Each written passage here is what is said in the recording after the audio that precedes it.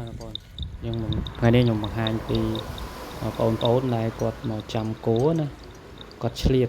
ពីការសិក្សាមកគាត់មកមើលជួយមើលគោម្ដាយឪពុកគាត់អញ្ចឹងយើងគិតថានេះហើយជារបរចំណូលបន្ទាប់បន្សំសម្រាប់ឲ្យកូនទៅនេពីការសិក្សាឲ្យគាត់ជួយមើលបានណាបងប្អូនវាអ្នកស្រែចម្ការយើងគឺមានរបរតែប៉ុណ្្នឹងអញ្ចឹងមានកូនល្មមដែលគាត់អាចជួយមើលថែបានអញ្ចឹងពេលដែលគាត់មកពីរៀនវិញគាត់អាចមកជួយជំនួសដៃជើងឪពុកម្ដាយមកមើលគោបានដើម្បីបង្កើនប្រាក់ចំណូលជួយផ្គត់ផ្គង់គ្រួសារជាជាងឲ្យគាត់ពេលទំនេរគាត់យកពេលទៅលេងដើរលេងអត់ប្រយោជន៍ទេបងប្អូននេះហើយដូចជាការបង្រៀនកូនឲ្យគាត់ចេះ